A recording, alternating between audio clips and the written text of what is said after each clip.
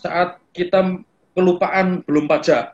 Kebetulan pada saat kita melakukan mengendarai sepeda motor atau mobil, ternyata ada razia di tengah jalan. Nah, yang satu yang harus difahamkan, pada prinsipnya kita bangsa Timur. Bangsa Timur artinya mengedepankan etika. Yang paling penting bagaimana caranya kita sopan dulu, sopan terhadap petugas.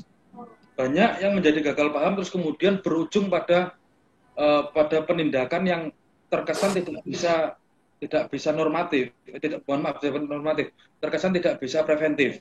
Nah, saklek pada aturan saja. Itu terkadang karena pembawaan di awal kita sudah seolah-olah ketika kita ketemu rekan-rekan kepolisian lalu lintas itu seakan-akan itu musuh kita.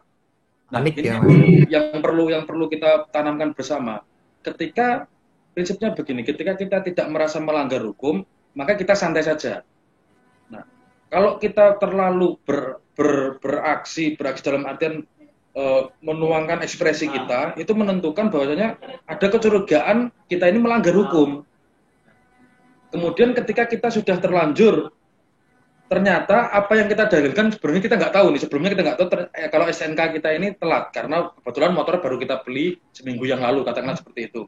Nah, ternyata pada saat razia itu diketahui kita telat pajak.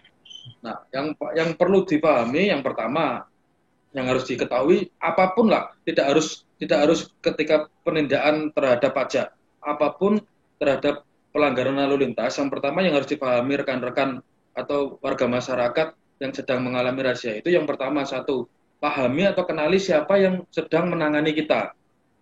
Siapa namanya, apa pangkatnya, terus kemudian minta surat perintah, surat tugas yang berkaitan dengan razia tersebut. Yang ketiga, minta dijelaskan apa kesalahan kita. Oke. Yang keempat baru ketika memang kita menerima dalam artian, oh ya kita menyadari saya salah belum melakukan pajak. Ya, kita tinggal menandatangani berita acara tilang saja. Itu sudah selesai. Nanti tinggal menuju ke bank mana yang sudah ditentukan oleh kesatuan kepolisian untuk membayar denda. Sudah itu saja sebenarnya. Oh iya, Mas. Lalu beredar narasi-narasi tentang setelah kena tilang itu ada slip biru dan slip merah. Bisa diterangkan itu, Mas? Oke. Jadi begini. Ini menyambung pada pertanyaan yang tadi. Slip biru itu sebenarnya diperuntukkan ketika si pelanggar itu sudah saya mengakui kalau saya ini bersalah dan menerima pelanggaran, menerima daripada sanksi yang atas pelanggaran kita. Nah, di situ kan kita disuruh tanda tangan tuh. Nah, kalau kita menerima atas tuduhan pelanggaran itu, maka kita akan diberikan slip yang berwarna biru. Nah, itu yang nantinya akan mengantarkan kita kepada merujuk pada bank mana yang akan kita tunjuk untuk melakukan pembayaran atas pelanggaran tersebut, pelanggaran denda.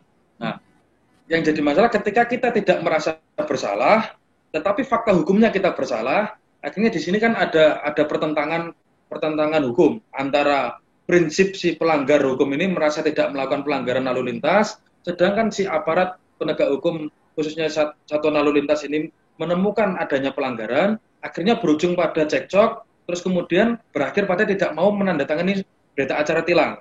Nah, ketika itu terjadi biasanya pihak kepolisian satuan lalu lintas itu akan memberikan slip yang berwarna merah. Nah, slip yang berwarna merah ini sebenarnya merupakan undangan kepada pelanggar untuk ke pengadilan, melanjutkan perkara ini ke pengadilan. Artinya untuk penindakan langsung ini tidak bisa dilakukan. Nah, tilang ini sendiri sebenarnya kan kepanjangan dari penindakan langsung. Nah, penindakan langsung itu berjalan, maka akan keluar slip biru. Ketika penindakan langsung itu tidak berjalan, maka akan diberikan slip yang berwarna merah. Ini merupakan undangan resmi untuk menentukan kapan perkara ini akan disidangkan di pengadilan negeri tempat di mana razia itu berada. Begitu, Mas. Perbedaannya cuma itu. Terima kasih sudah nonton. Jangan lupa like, subscribe, dan share ya.